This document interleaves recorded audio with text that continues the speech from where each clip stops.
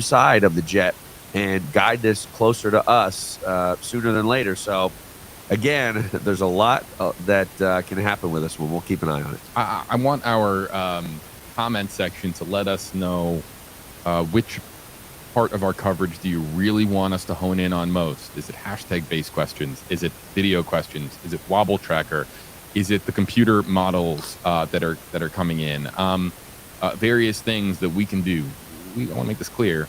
We stream here in the Stream Center for our audience, and we want to do right by our audience. So if there's something that you really like to see, a part of our coverage, let us know. We're always open to feedback here, and even during our streaming coverage, we can, make the necessary adjustments to best serve you, our audience, and keep you guys informed and keep you and your families safe. So let us know in the comment section what you would like to see more of, even less of. Just let us know. We're here to provide you guys the best coverage possible. I mean that. It's a huge part of what we do. In the meantime, let's go back to hashtag-based questions. Nelly, hashtag AJB and Eric, if it makes landfall in Sarasota, how bad will it be for Northern Highlands County, Avon Park? And a thank you there as well. Yeah, you're welcome. This is going to be moving to the northeast. So if it does make landfall in Sarasota County, I do think Sebring, Avon Park, Northern Highlands County, still seeing hurricane force wind gusts up to 80 miles per hour, tropical storm sustained wind 50 to 60. But even right now, the wind field is going to really expand. So I do think you're going to be in tropical storm force wind regardless. Obviously, it'll be a little bit stronger. The heaviest rain, though, will definitely be on the northern side of the storm, and I don't foresee the track moving that far south.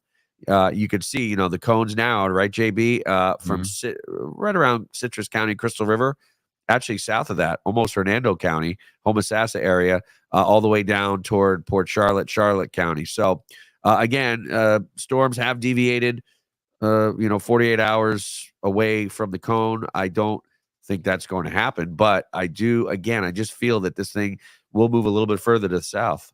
Let's next go to, well, you know what? That's a perfect setup for Cassie. How do you do it? I mean, you do it so often. I don't know. I hashtag AJB with the tracker moving a bit. Where is Sarasota in the direct path? No.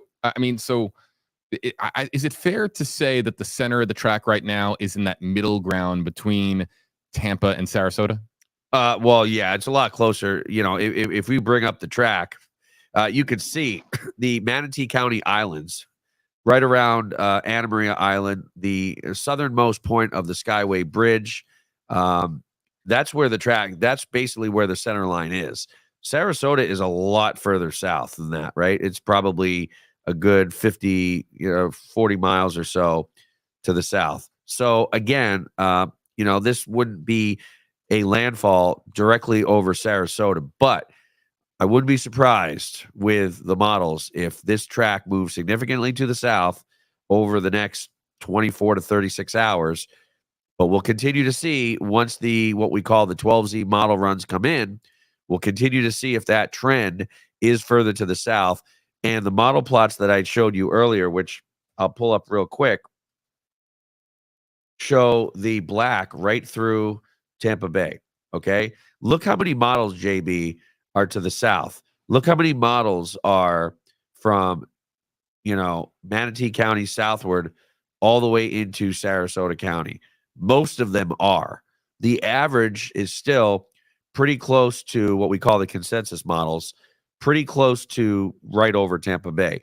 And there's only, I think, 2 models that I see that are a little bit further to the north. So again, given this, and we'll see if this consensus model moves to the south. I think the models come out. This graphic, I think, updates 2-3 o'clock in the afternoon. So we'll see if that black line does move to the south.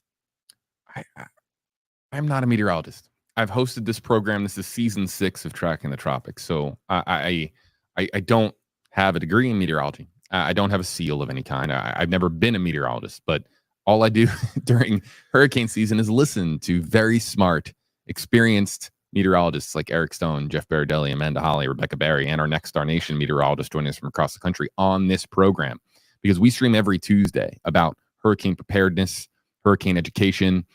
We take this job very seriously on Tracking the Tropics. And I'll just offer a note here.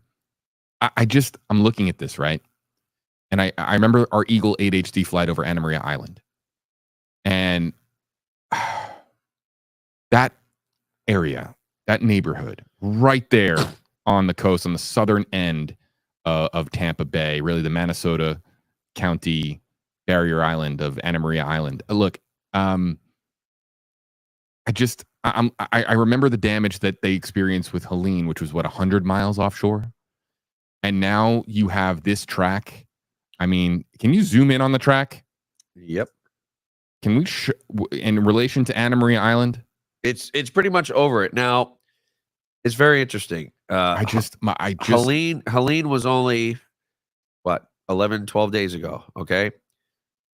Now imagine if folks there rebuilt, got their homes back, everything, and then this happened next year. I think that'd be even more devastating. Right now, and there's no best time for a storm to hit, right? But if a storm hit back to back, the homes that are already devastated, the people that are already displaced, it's not going to do much more, right, JB? I mean, I'm not trying to sound, one way or the other, but there's a lot of people that aren't even there on Anna Maria Island. If they rebuilt and a storm like this hit next year, they would have to go through this whole process all over again. But because it's only been 12 days, there's really no rebuilding, right? Like not much has happened since Helene. So if there was a time for another storm to impact the same area, I know it's that 1-2 punch. It might be better now compared to a year from now. I mean, obviously it's not good, period. I'm not trying to say it's good, but this would be the time that, hey, you know what? If another storm came in, there was already mass devastation there, and it's just going to be much of the same. I mean, does that make sense? I'm not trying to sound that, oh, this is a great thing, but I'm trying to say that if two storms happen, one right after the other, before people rebuild, then it's a lot less of a headache than if like Ian, and then 2 years later everything's rebuilt, and then bam, here comes Helene. Here comes Milton. I understand what you're saying, and rebuilding. And I'm trying to be sensitive. I'm not saying it's a good thing, but I think it's a better case scenario than if this would have happened next year. Do you know what I mean? Yeah. Eric, a pinball aficionado. One of my hobbies, I'm an enormous boxing fan. I've always loved the sport of boxing, the sweet science. And you mentioned a 1-2 punch. Helene was a jab, the setup jab. And this looks to be the final blow, the Mike Tyson uppercut for, wherever this makes landfall, because a lot of those barrier islands, a lot of those areas on the coast, I mean, they're still picking up the pieces and still assessing damage in many respects and trying to, formulate a plan as to what to do after Helene.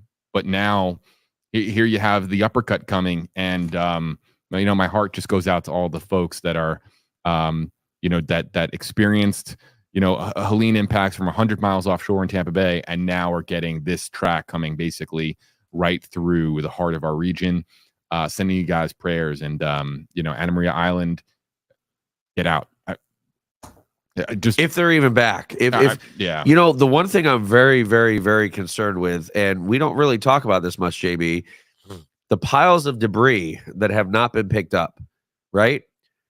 I mean, whether it's Pinellas County, whether it's Manatee County, whether it's Sarasota, whether it's around the Bay, whether it's West Shore, Town and Country, 100+ mile an hour wind gusts, that debris, JB, is going to go everywhere. If it hasn't been picked up, and I know not all that debris has been picked up yet, the projectiles are going to be flying all over the place. So that is the real bad thing with this storm being so close to Helene, is that there's so many piles of debris. And you saw Brittany when, we were doing, after damage, 7 foot high of debris from one house to the next house to the next house. Where's all that debris going to go? Where are all those things going to go? They're going to go flying. A lot of those homes were utterly emptied because of the flood damage. Right. So cleanup hasn't Yeah. finished here. It's My just getting entire started. neighborhood still has debris out on their front lawns, or on their front curb, excuse me, for pickup.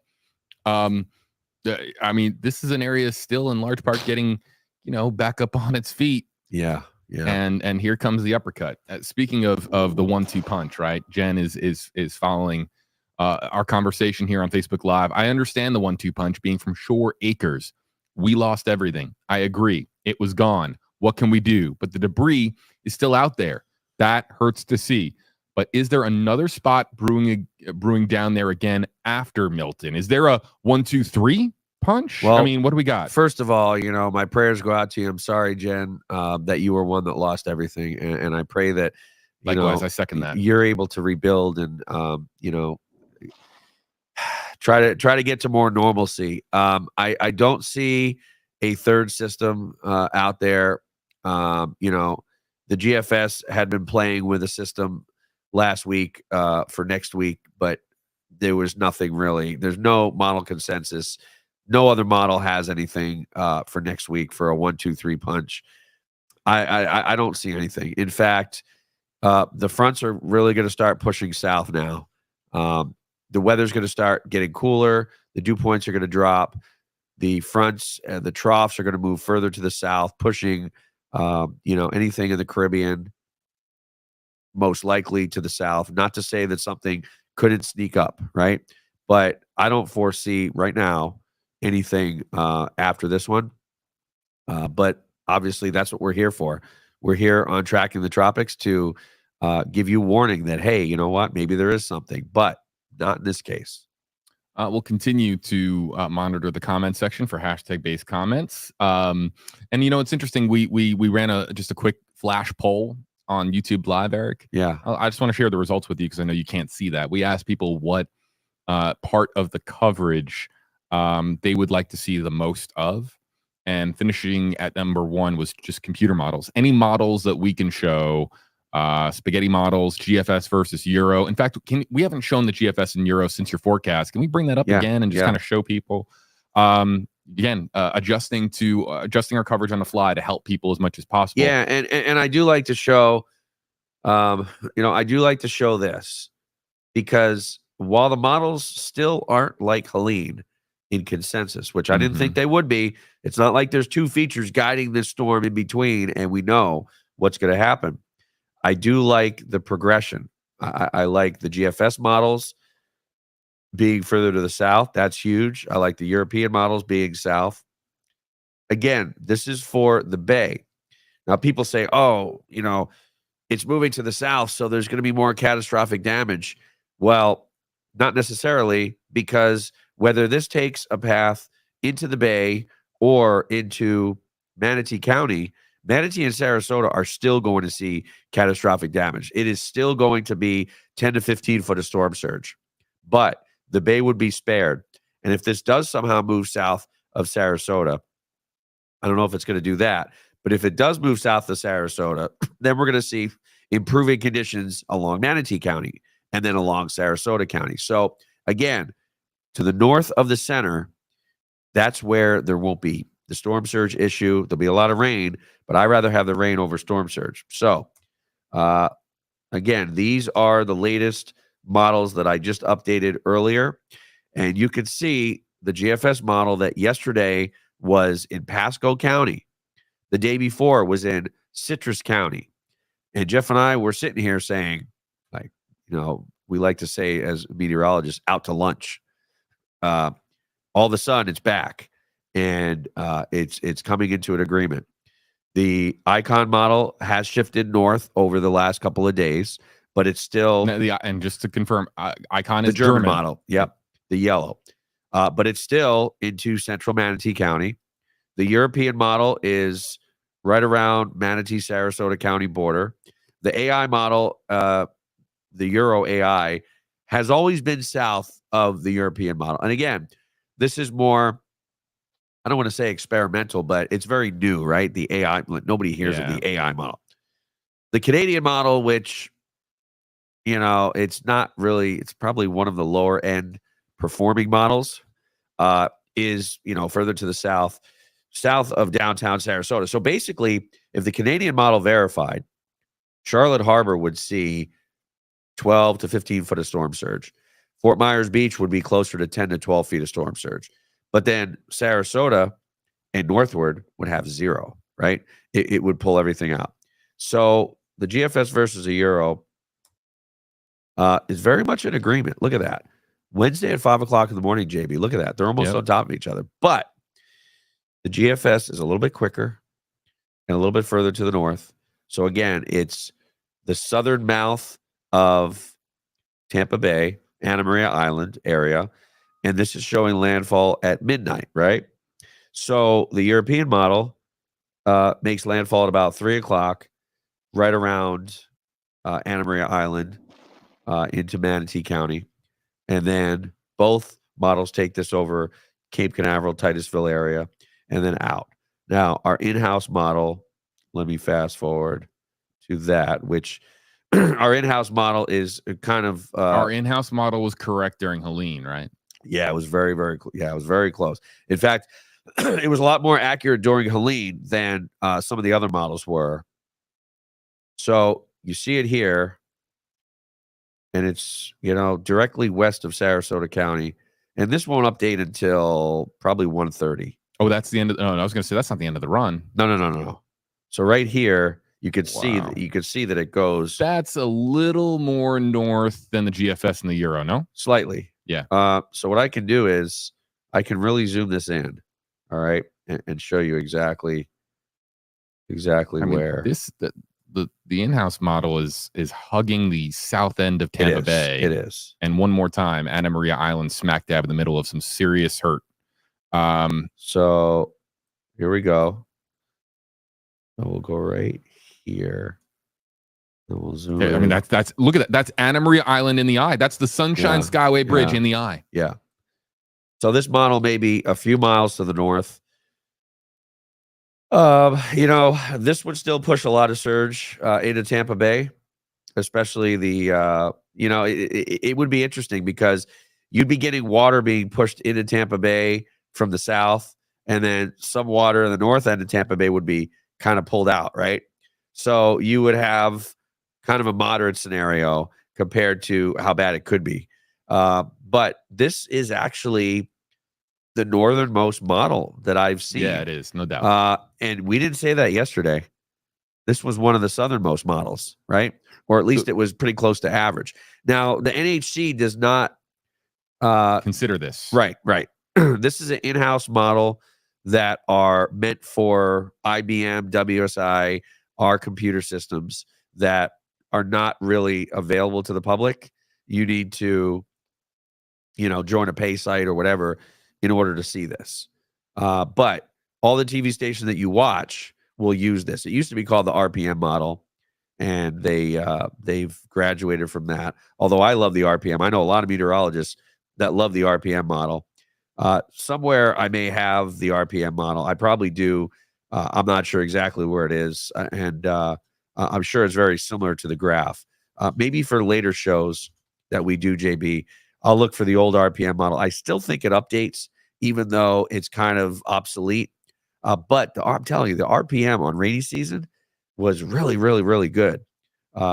Sometimes even better than the graph. But as far as these hurricanes are concerned, the graph model has really been pretty much on point from what I've seen. But again, anything can change. Is this the last? Was that the last frame of that model? By the way, no. Okay, No, this goes all the way to pretty much Cape Canaveral. Oh wow, all the way to the East Coast. Okay, can you zoom in back to where it was? I want to follow the eye inland on the in-house model. Okay, and, so right, yeah. Can you pause it right? Back it up, maybe. Yeah, right there. Okay, so that's. We zoom in. So yeah. That's the bridge. I'm only laughing because we have such tremendous clarity here. Right. That is the Sunshine Skyway Bridge. Yeah. That is one of the main bridges on Florida's Gulf Coast, connects Pinellas to Manatee County. Yeah. In fact, I'm going to ask our digital content team if we can bring up a live picture of the Sunshine Skyway Bridge. We can show people what that looks like.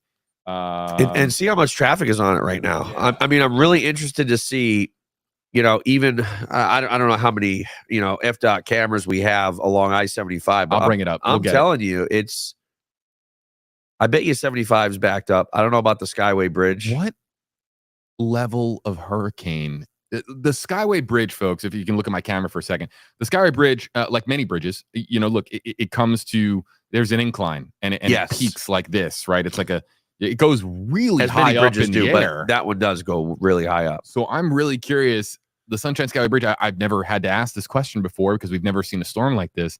What level of hurricane is it graded for to be able to withstand winds of what speeds? Yeah, that's a very, very good question. That I don't know. Check this out. Live picture, I believe, of the Sunshine Skyway Bridge. Let's see if we can load it up. Yeah. There it is. All right. Well, I mean, that looks pretty normal. Now this is heading. This is the southbound direction on the right. So that's people heading south. On the right side of your screen are people heading south into Manatee County. On the left side of your screen, heading north into Pinellas. Yeah. So, maybe they're going down to Southeast Florida. But I know I-75, which 275 eventually connects with 75 right around mile marker like 228 or so, and then reconnects somewhere in the mile 270s or somewhere north of Tampa.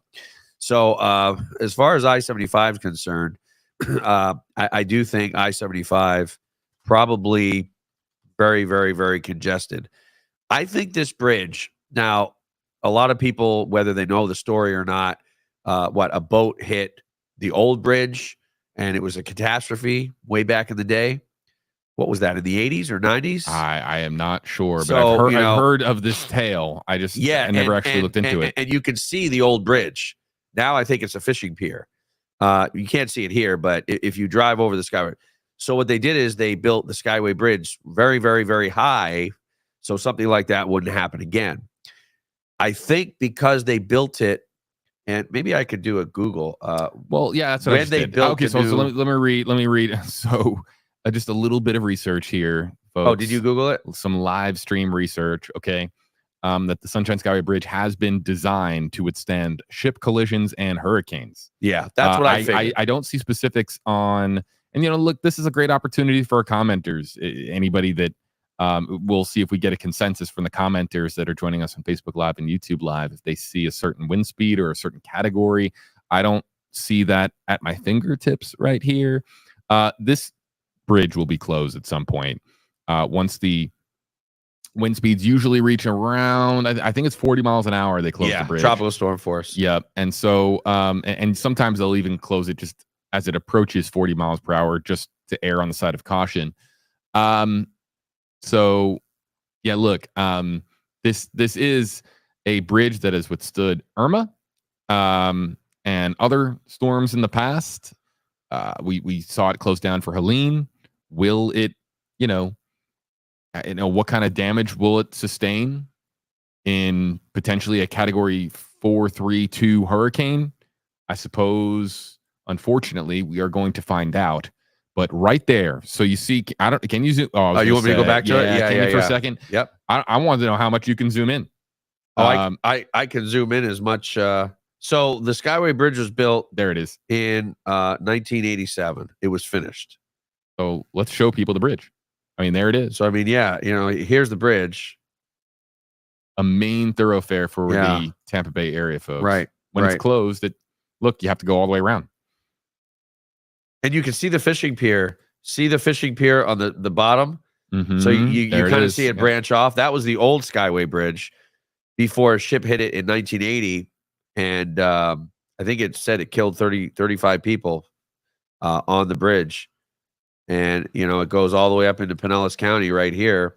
And then St. Pete is basically the southern end of Pinellas County. All right. So can we now, take this model through a little bit more? Let me get rid of my, I need to get rid of my, my points. Okay. So let's see. Kind of adjusting this on the fly, folks. Bear with us, but you'll see again, for those of you just joining us, all right, so this is our WFLA in-house model, which is the most north model that we have. The GFS and the Euro are more to the south of this, a little bit more to the south. All right, so here we are. Okay. So we'll zoom in. Yep. And follow the eye. And so you see it, you see it here. Now it's in eastern Hillsborough County. So here's Tampa. Is that like Valrico? No, that's Ruskin, Riverview. Yep. Not quite Brandon. It looks like Valrico and Brandon are in the northern part of the eye right there. But then look at this. Sun City Center. Lakeland. Look how the wind dies down in Lakeland. 13. So it's 80s. Why? Bartow, because the eye's getting close. So there's Bartow at 103. Wow. And then look at Lakeland. Right. And then look at Bartow. Bartow's only 43, right? Because it's right on the edge of the eye there. Yeah, it's interesting. And then you see how the wind speeds go back up. Right, to back hurricane, up. Right? Yep, right. Or the gust. No, it's just interesting that so I didn't expect that dramatic of a fall off there. Oh, of course. With the winds. I mean, in the eye, it's calm. I mean, there's 10 right. mile an hour wind. I mean, but Lakeland itself wasn't directly in the eye. If you, I guess close. it's right it's there. Close. It's close. Yeah. I mean, it's it's really, really close. And then there's pretty much right now it's south of I-4, the center, but it's pretty much taking that I-4 trajectory, right? And then it moves, and look, the eye is still. It looks like so. There's Orlando. All right. And you see the eye is still intact south of Orlando. See that? So it's even south of Kissimmee. So it's kind of a rural area where it moves. And then there's Titusville and Cape Canaveral area. And look at that. So there's the eye. Pretty much right over Cape Canaveral. Right? Wow. Isn't that nuts? And then it goes out to sea, and show people something. And the eye is still, obviously well intact once it moves off the East Coast. So it's very interesting to see the progression as this moves across the state. I mean, the eye is so well defined. I mean, look at that in Lakeland. It's huge. The eye is pretty big. Lakeland almost all the way to Bartow. Hey, Amanda, you got some AA batteries over there. I want to show people something, but this remote just died, and this might actually be pretty interesting for folks. Thank you very much. Stand by, folks. So yeah, I mean, the center of this. Look at the Skyway. Yeah, the center of this is the eye wall, or the eye is pretty much from just to the south of St. Pete Beach to Whitney Beach, in that area, Longboat Key. I mean, it's a pretty decent, it's at least 25 miles, maybe 30. So again, our in-house model is right now one of the furthest to the north, but still pretty much right over the bay, and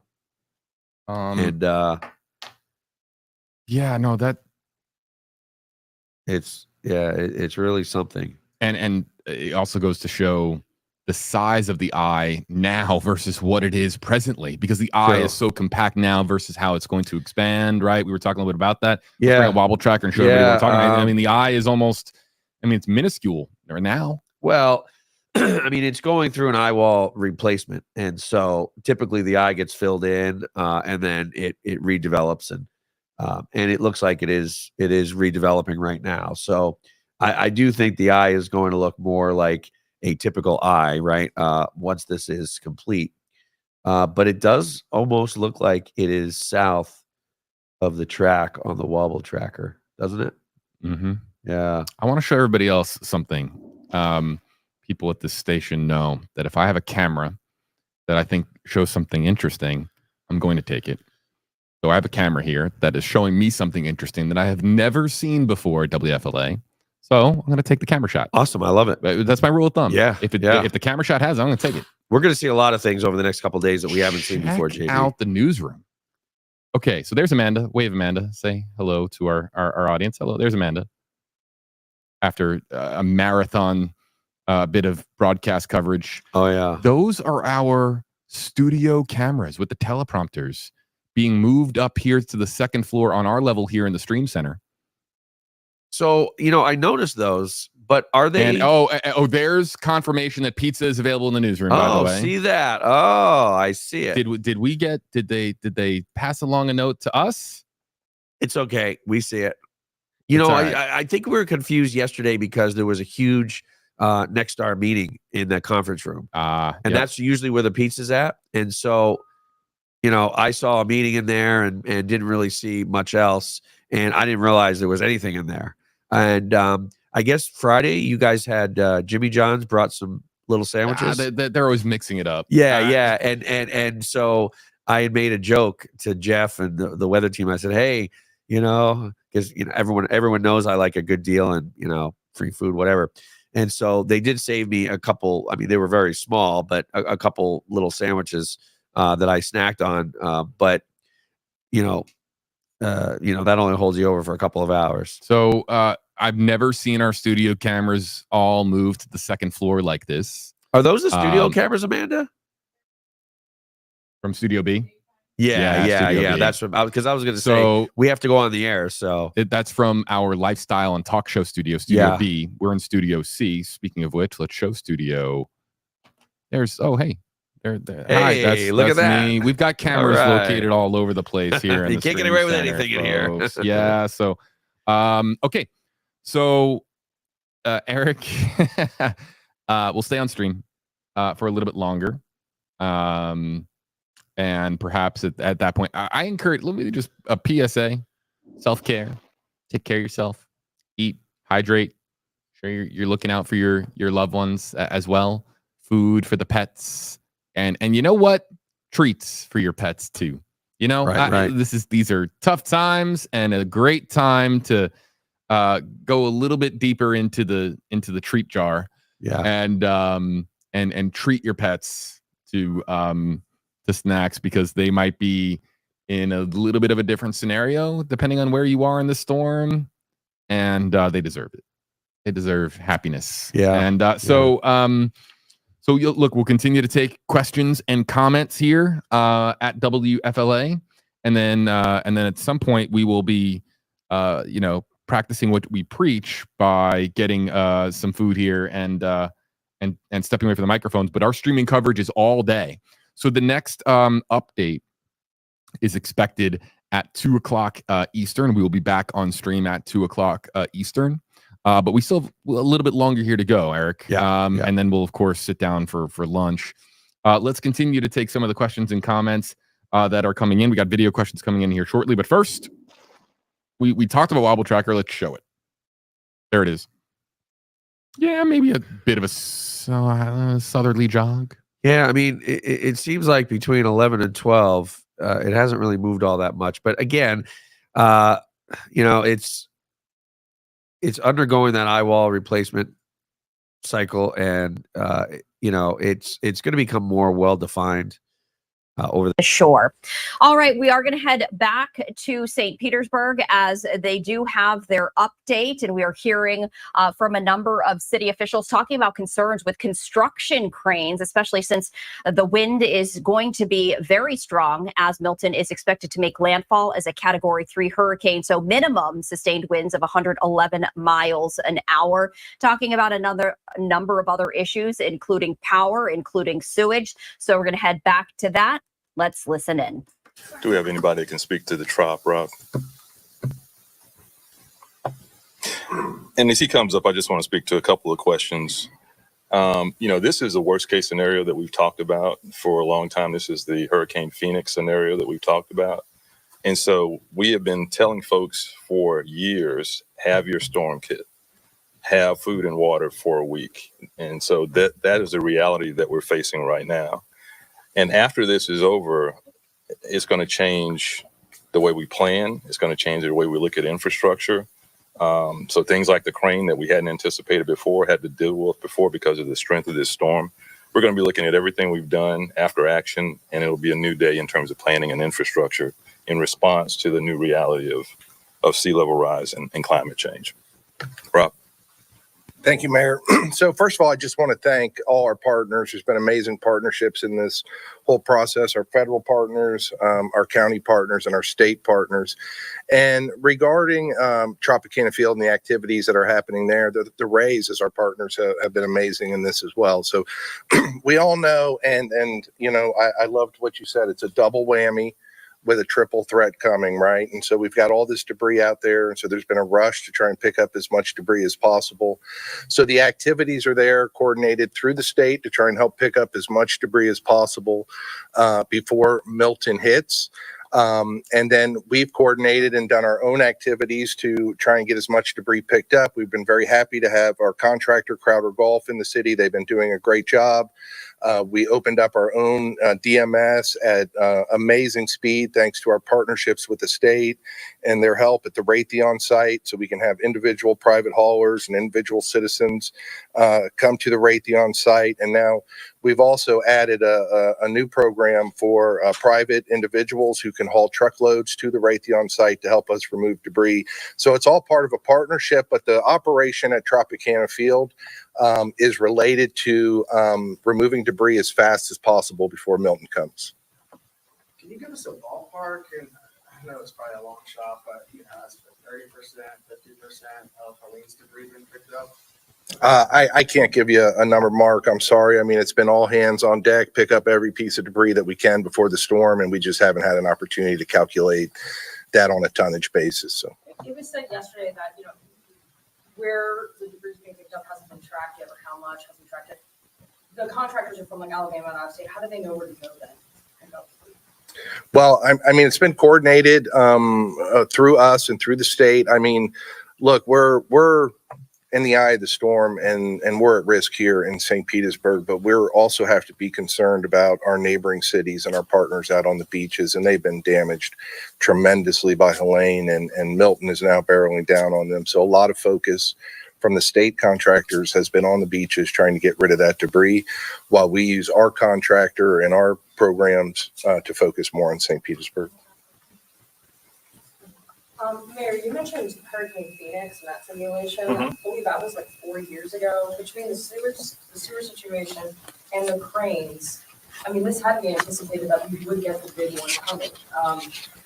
Why isn't the city prepared for something like that? Well, the city's very prepared. And the Hurricane Phoenix I was referring to was a planning exercise of the Tampa Bay Regional Planning Council, and it's probably a decade ago, talking about what would happen if we got a direct hit. And so my point is, we have been planning, we've been investing in infrastructure at the Northeast wastewater plant, for example. There's a project under construction right now, a $70 million project in response to that would raise that plant to withstand 11 feet of storm surge. And that is progress. But now we're seeing that the storms are even more powerful than that. This is 15 feet. And so when I say we need to reset the way we're looking at infrastructure based on this new reality, and the fact that climate change is happening quicker than we anticipated. There was a range of, 2 to 7 feet increase by 2100. We really got to reset that because those effects are happening right now. But the city is very well prepared. We've done an excellent job from debris pickup to handing out, how many sandbags, Claude? 146. Over 146,000 sandbags, getting the word out to folks, working with the county, working with the federal government, the state. We've done everything possible to make sure folks are safe. We don't have to lose one life with this storm coming as powerful as it is, if folks would just evacuate. And then we're going to rebuild. It's going to be long. It's going to be tough. But I think we're in a great position. We listen to the science. We're prepared to act on that science. But our investments have to be more aggressive. Thank y'all for being here. Y'all stay safe. Thank you. So that was the mayor of St. Petersburg and some other officials as well, as they were talking about the storm preps ahead of Hurricane Milton making landfall. Coming up in just a number of minutes, we are going to be joined by the public information officer with Pinellas County, as St. Petersburg is located in Pinellas County, talking about especially the evacuations that are currently underway. Many people in those mandatory evacuation areas. And we were hearing from officials as they were saying that they really are going to be very strict about these mandatory evacuations. Many people within the mandatory evacuations for Hurricane Helene decided to ride the storm out. They're saying that Hurricane Milton could be the most destructive hurricane ever to hit the area, and they want to make sure that everyone stays safe, which is why they really are going to be putting those into place. So we are going to take a 2-minute break here as we do anticipate the public information officer to join. We're also continuing to monitor a number of other live events, and we continue to dip into our coverage with Fox 13 Tampa and Fox 35 Orlando. So we're going to get to all of that coming up in just 2 minutes. Stay with us.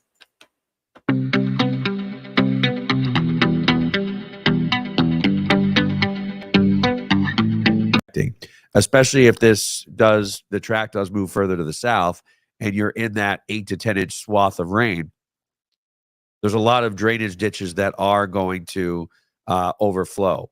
Now, it's weird. The house that I'm in Fort Myers, it's in a place called San Carlos Park. We've got a big roommate. They're pretty much like family to me. Just, sent me a message saying, oh, just so you know, they told us to evacuate. And I said, what? It's by I-75. Yeah. Okay. It's mile marker 128 area, if anyone knows that area in Fort Myers. And I'm thinking, why in the heck are we supposed to evacuate? Well, because, we have that big canal in the back. And, if it rains a lot, that canal is going to fill up and then you're going to get flooding and it could flood into your house. I don't know how big your drainage ditch is. The way you made it sound, it wasn't like a big canal.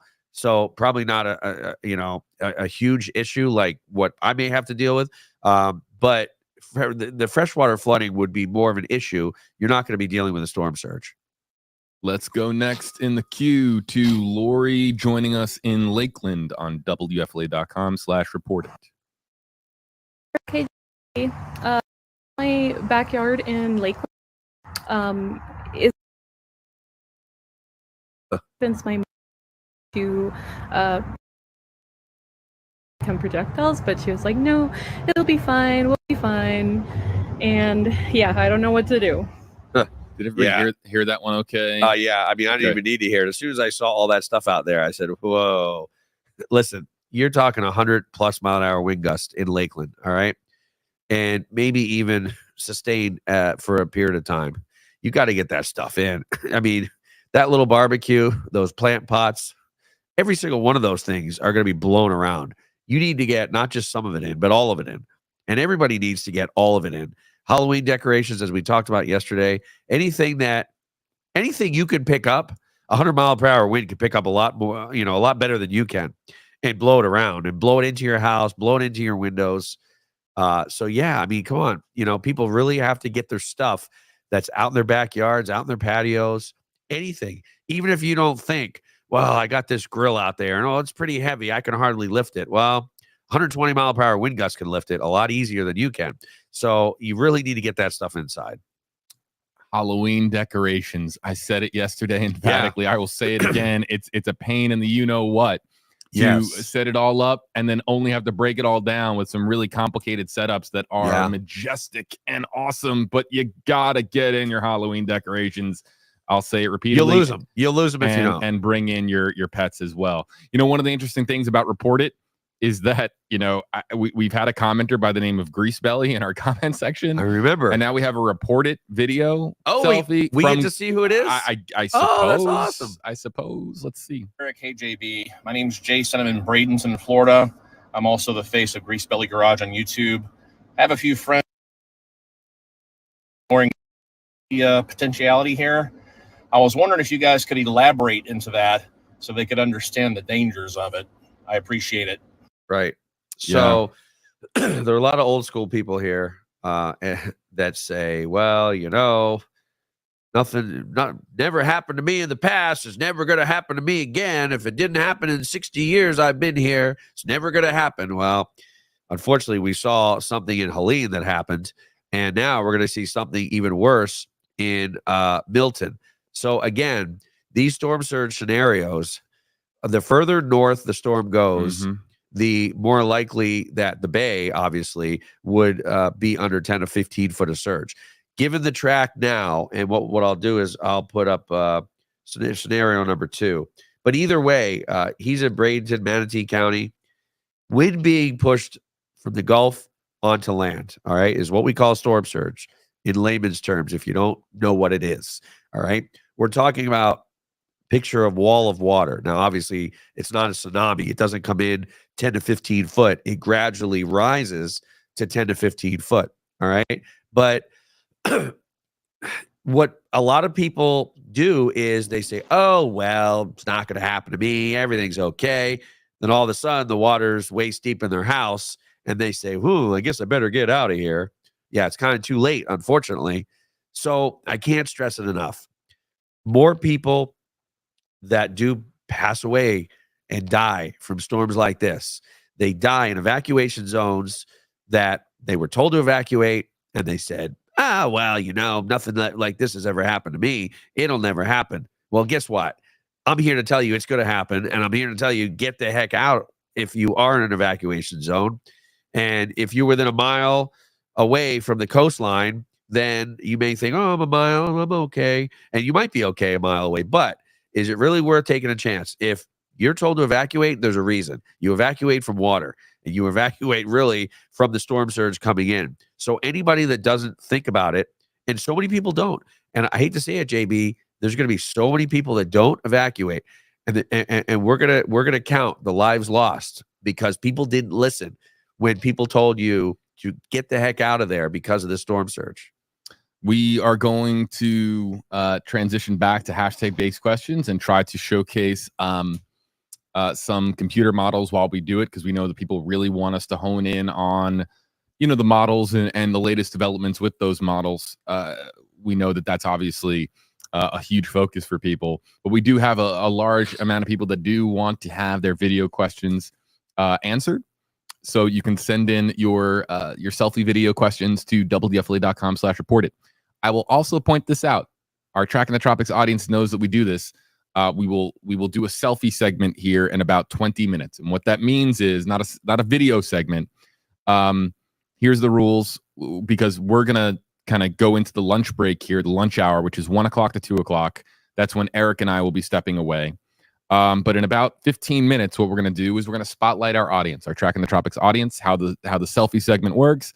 Just shoot a selfie wherever you are watching from, include your name or your names and your location, where you are watching from, and make sure that Tracking the Tropics is on in the background. And we will show as many selfies as we can, just to bring some smiles to folks out there. We talk about a lot of doom and gloom here on Tracking the Tropics.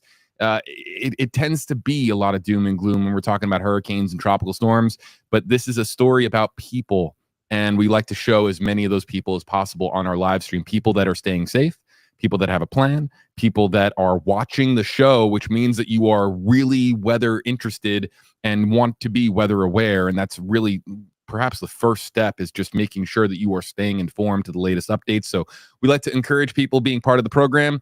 You can shoot a selfie. Just make sure it has Tracking the Tropics on in the background, on your TV, on your laptop, on your tablet, whatever it may be. And we'll, in about 15 minutes, we'll show any of the selfies that are sent in to wfla.com/reported. Real-time Wobble Tracker updates here. People have been paying attention to this on wfla.com and sending me messages on YouTube Live in the comment section here, Eric, saying, hey, is there developments here with the eye? Look here at the last couple of frames. Yeah. I mean, anything? You mean in regards to deviating from the track itself? Yeah, I mean, I mentioned this a good 30 plus minutes ago, that it looks like, well, I mean, it is going through, like I said, an eye wall replacement cycle, and very strong storms will do this, sometimes a couple times. And so, you get up to 180 miles per hour, it goes through the cycle, it decreases a little bit, then it increases a little bit in wind speed. But once the eye is more well-defined, and again, that'll probably take place over the next couple of hours, I do think, that's when we're really going to see whether this is deviating. But if I were to say if it's deviating, I would definitely say I mean, this definitely looks pretty far south of that 4, don't you think, JB? In my opinion, it does. It feels like a wobble. Yes, it's definitely a wobble. Yes. It feels like a wobble.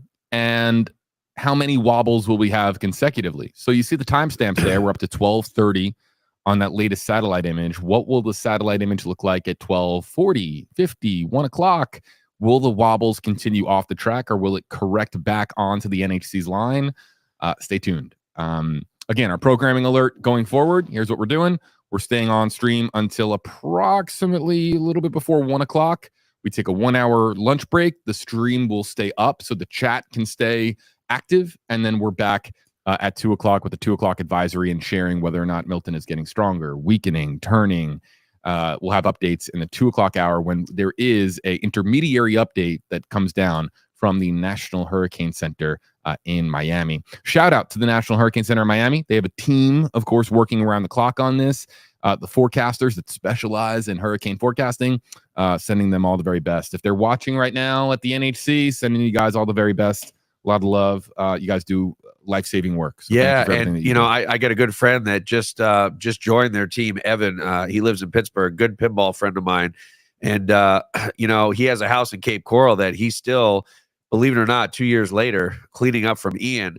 And now, you know, has to worry about yet another storm. But yeah, he's working there at the National Hurricane Center. So hi to him if he's watching. All right. Next up in the queue, let's go to Janelle on Facebook Live. Hashtag KJB Eastern, Pasco County. Will I be safe without boarding up windows? I'm a single parent and no wood to do this. Yeah. So, you know, what I could do is bring up our in-house model in regards to the wind in Pasco, Southern Pasco said, so probably Newport Richey. You know, you're looking like you're looking at wind gusts over 90 miles per hour, so 90 to 100 at least. It really all depends on what kind of windows you have, but I don't know, that's borderline. And if there's a projectile, something that really gets blown around and smashes into your window, then you're really in big trouble. You know, if you don't feel safe, or you know your house isn't up to code, is it you know, can't withstand a category 2 or category 3, then I would try to get out of there if you can. Next up in the queue, Colton. Hashtag KJB. Do you think it has any chance of making landfall as a category 4 storm? Yeah, I just don't see it. I think the chance is very, very, very slim. I think it's a greater chance that it would be a strong 2 than a 4, but it's most likely going to be right in the middle, a category 3 major hurricane making landfall. Let's see here. We've got a couple of more coming into the queue, guys. Hot loading in questions with hashtag KJB and hashtag Hey Eric. Man, all right, Sean, I don't like where your head's at. I'm gonna be honest. I don't like this question. Sean Hall on Facebook Live. Hashtag KJB. Is it possible for this hurricane to come back and hit again? So what's interesting about this, and if you can bring up the track, Eric, yeah, it does emerge into the Atlantic Ocean as a Category 1 hurricane, but where does it go from there? Where does it turn? It's basically following a front, and it becomes what we call extratropical, meaning it's there's no chance whatsoever. It's just not going to happen. No way. Okay. This thing's it's beelining it to the Atlantic, and it's just going to keep on moving east. Rodney Garcia, you're up next on Tracking the Tropics with hashtags for us both. Is there a nearby studio you guys can temporarily move to, or will the entire news team be riding out the storm in downtown Tampa? We get this question a lot here at WFLA, the stream center located right on the Hillsborough River in beautiful downtown Tampa. We're right really on Tampa Bay itself, really right. The river, of course, goes right into the bay.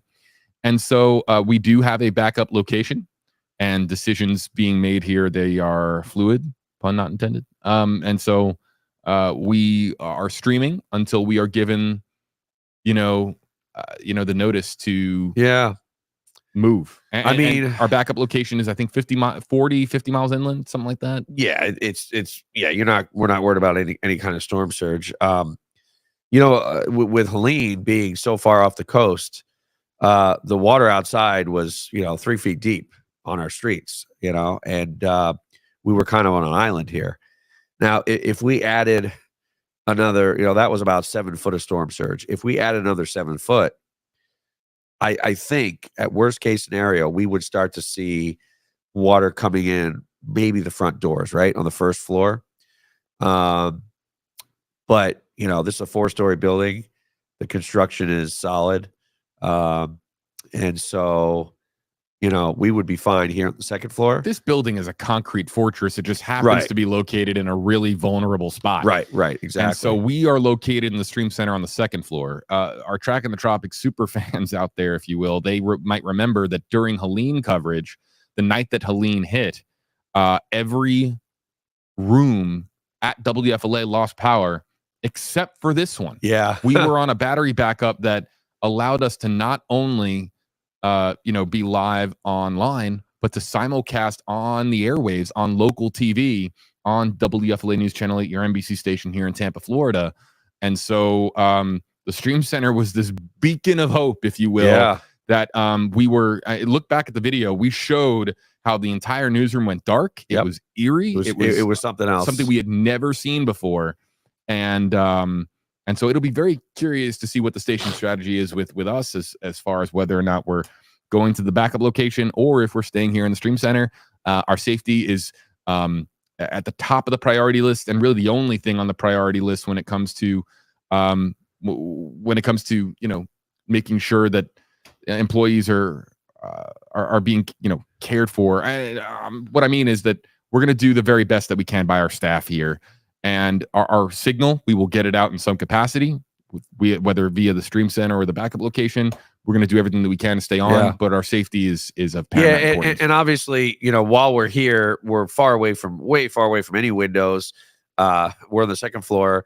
I'm not concerned about our safety here. It's the power situation, as well as can you get out, right?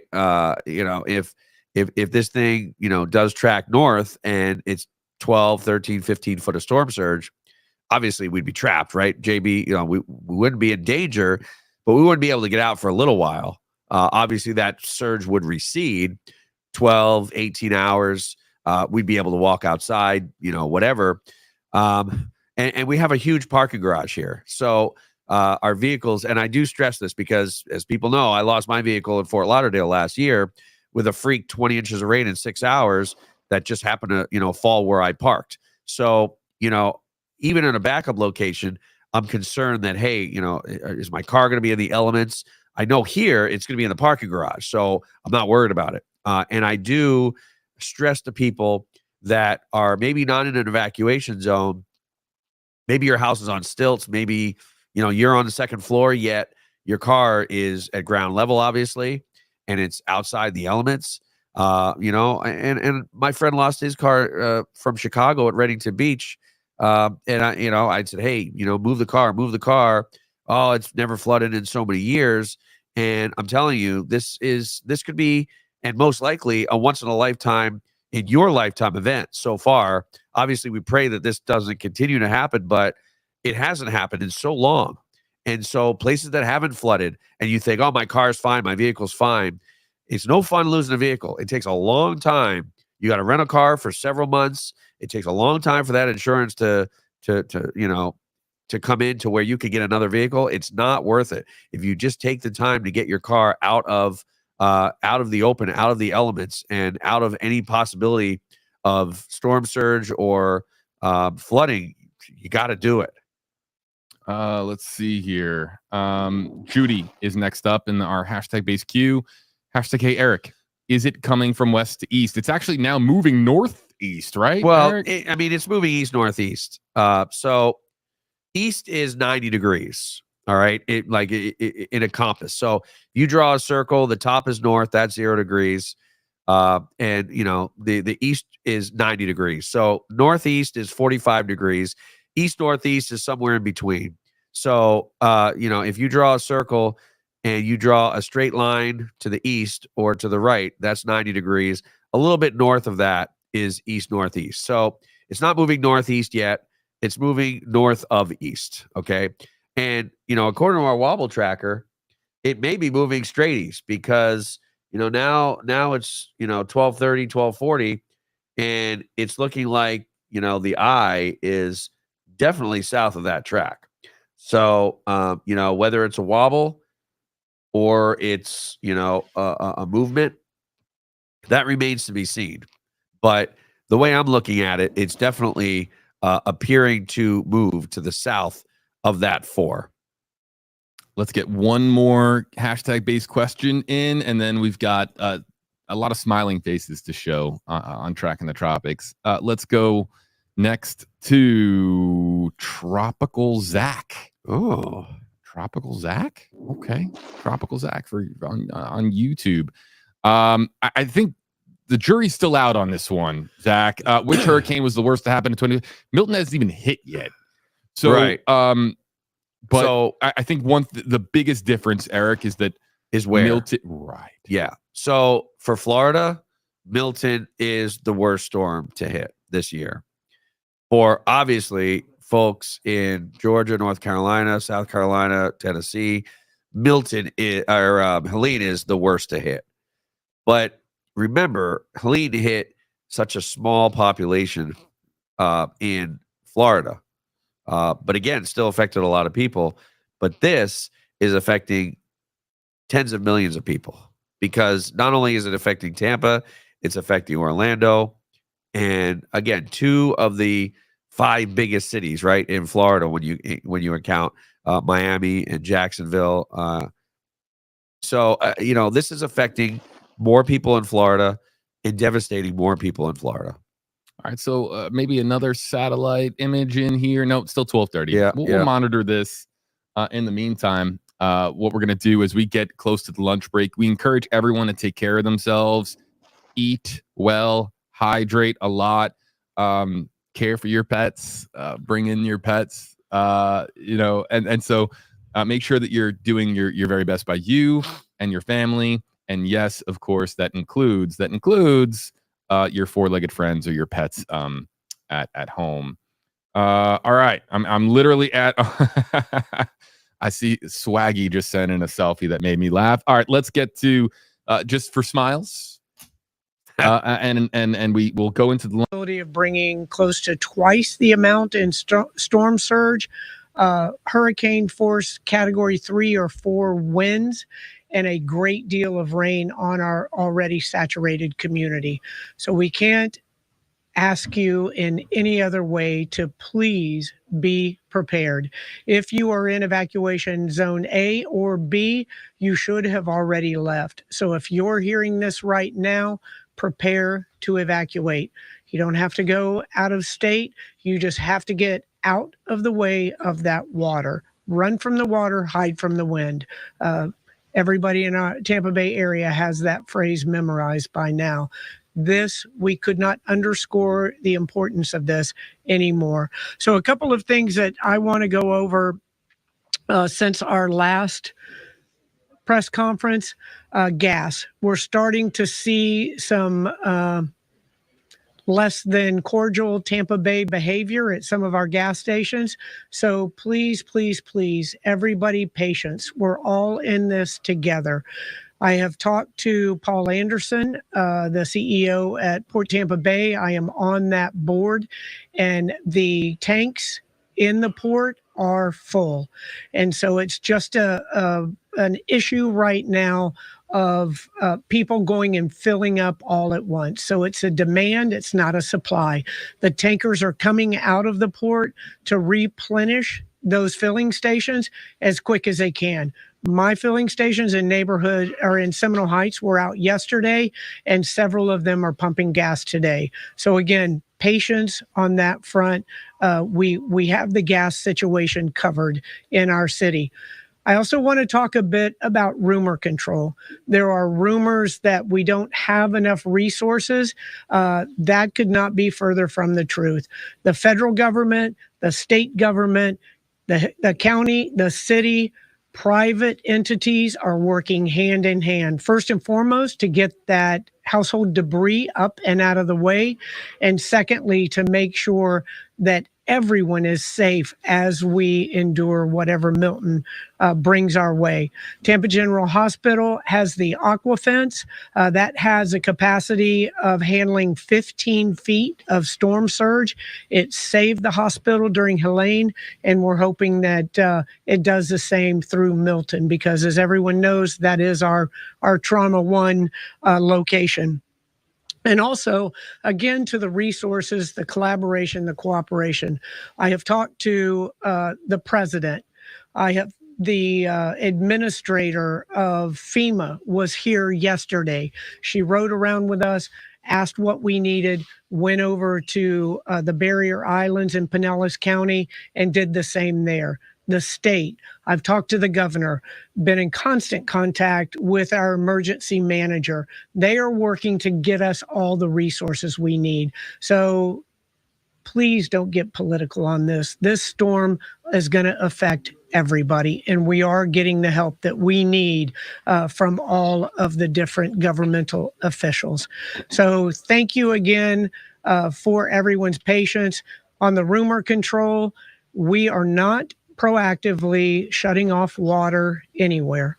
Tico, who is going to speak, is not shutting off electricity either. There's the possibility that the storm surge or the wind will knock down trees, power lines, everything else that will affect different services, but we will be sure to keep you informed in a timely manner. And to that end, if you haven't already, please text Tampa Ready to 888-777. You'll get real-time updates with factual information.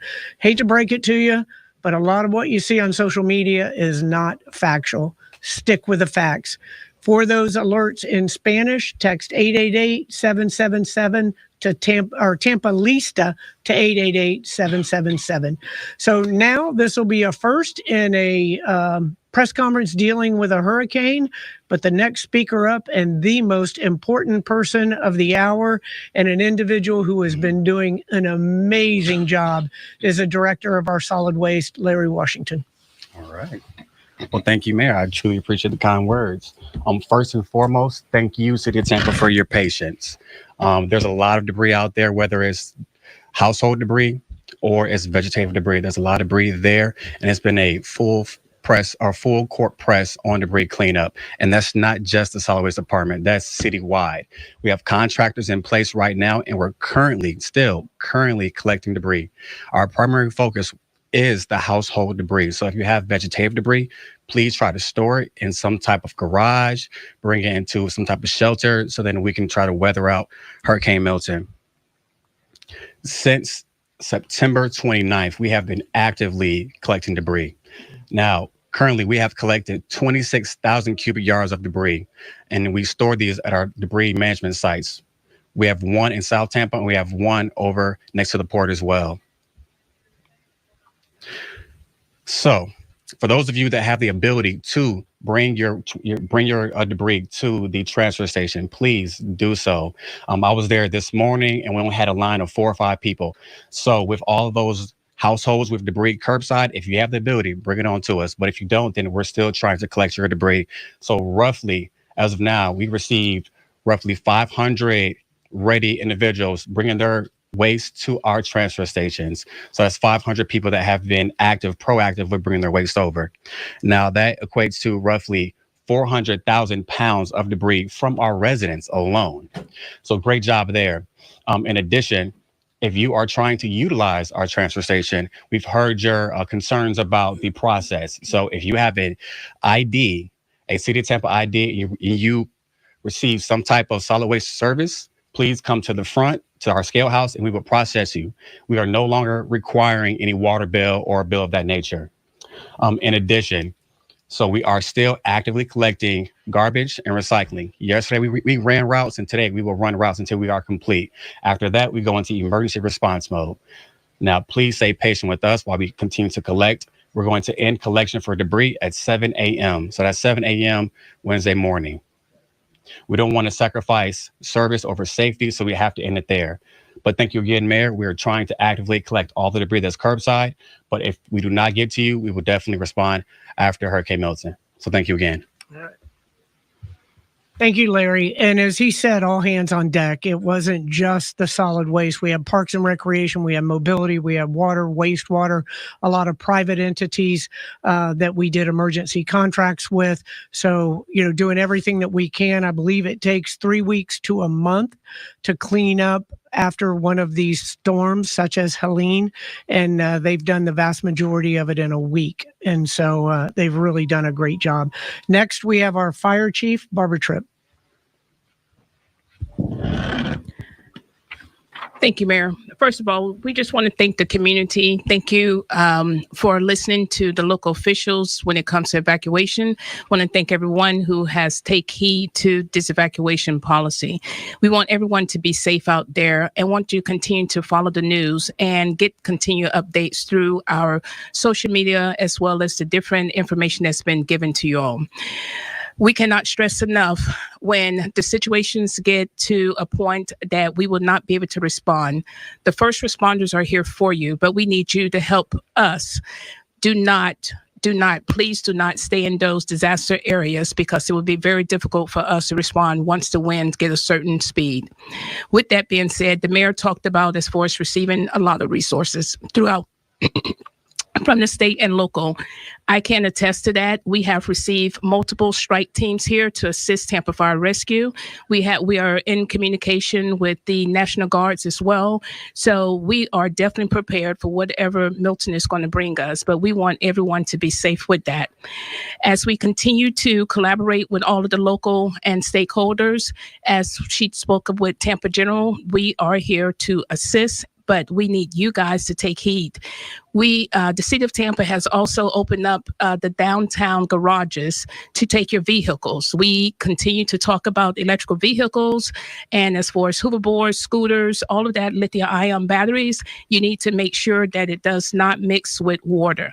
We ask you to take heed to all of the services, take your vehicles to higher grounds so they will be taken care of. With that being said, we know with this storm, it's going to produce a lot of wind, rain, which cause power lines to go down. Please take precautions when you're approaching any line. Assume that that power line is live. Call 911 so we'll be able to assist. With that being said, the power lines itself will cause some serious danger if you touch it, including up to death. We definitely don't want you all to take heed to those power lines. Power for some residents will be out. No, Tico is here to talk about it and they will give additional information, but some of you all have generators in which you would put generators into service. We continue to tell you to make sure those generators are operated in a well-ventilated area, not inside your home or garage. Make sure you follow the manufacturer's instructions when it comes to that. If you have any questions, feel free to reach out, text to 888-777 Tampa Ready, all one word, 888-777 to text the word Tampa Ready. And for Spanish, Tampa Lista, 888-777. Thank you, and we want everyone to be safe. I'll turn it over to Chief Burkle.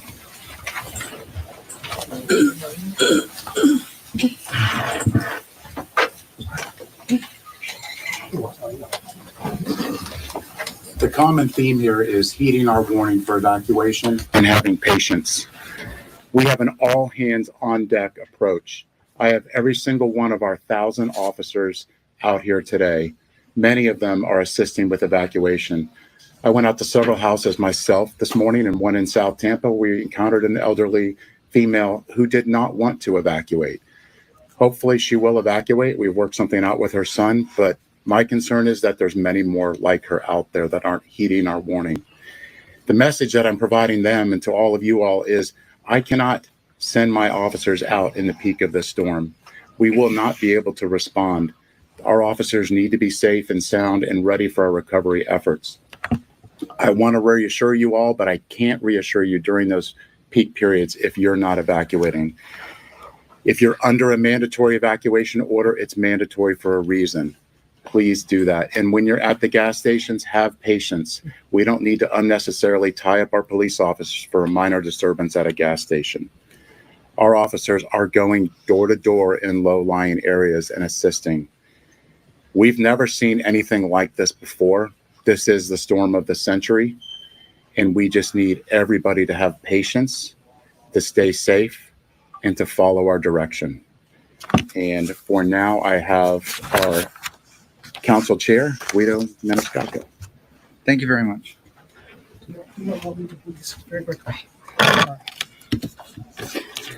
So I've been here my whole life, 40 years, and I've never seen a storm like this. This is a potentially life and death situation. This is a potentially historically catastrophic storm. This is a storm of the century. We haven't had this potential impact in over 100 years. We have to be ready. It's all hands on deck. The mayor's here. All city departments are here. We're working around the clock to make sure that people are safe. We're waiting until the storm passes for that response, that recovery, and restoration. We will lose power. I lose power every time. Many of my neighbors do. Be prepared. There's still time. If you're able to get gas, I know the gas stations are running out and they're refilling. Try to get gas. Try to have non-perishable food items, have enough water, and be prepared, because this could be that storm that we've been waiting for. And what we saw a few weeks ago was basically a sample of what could happen. The wind is one thing, but we also have the storm surge potential that can be devastating. It has been devastating. And so please take this seriously. If you are asked to evacuate and you're in an evacuation zone, please go somewhere where it's safer. The storm will pass. We want to make sure that you stay safe. All residents of Tampa, we are in this together. We are in this to get through this, recover, and make sure that we come out of this stronger and safer. Thank you very much. Next, I'd like to welcome Hillsborough County Commissioner Harry Cohen. Thank you very much, Mr. Chairman. Mayor, thank you for the opportunity to be here today, just to bring you some brief information from Hillsborough County. To reiterate, this storm is forecast to bring significant threats, including storm surge, heavy wind, and severe flooding. Hillsborough County remains under a state of local emergency with a mandatory evacuation for both Zone A and Zone B, including all mobile homes and manufactured homes across the county. The key word here is mandatory evacuation. Councilman Maniscalco referred to Hurricane Helene. We have seen what can happen when there is a storm surge and people have not evacuated, and this could be twice, 3 times what that was. Please urge our warnings and evacuate now. Go to higher ground and ride out the storm with friends or relatives, whether it be outside of the evacuation area or in the immediate vicinity. You should be to where you are going by 7 a.m. tomorrow, Wednesday, October 9th. You should know your evacuation zone. If you do not know it, go to hcfl.gov, stay safe to find it. You can also find comprehensive information about storm preparation and recovery there. Residents in an evacuation zone who require transportation should call the HC Storm Information and Helpline at 833-HC-STORM or 833-427-8676. For those that do not have a safe location, Hillsborough County continues to operate 9 emergency shelters, 6 of which are general population and 3 for special needs. They are available and they are open and they are accepting people if you have nowhere else to go. They are Burnett Middle School in Seffner, Durant High School in Plant City, Middleton High School in Tampa, Shields Middle School in Ruskin, and Sickles High School in Tampa. There is a general population no pet shelter available at Pizzo Elementary School in Tampa, and 3 special needs only pet-friendly shelters at Irwin Technical College, Sumner High School, and Strawberry Crest High School. Hillsborough County Solid Waste continues to collect debris from Hurricane Helene ahead of Milton. The county has mobilized all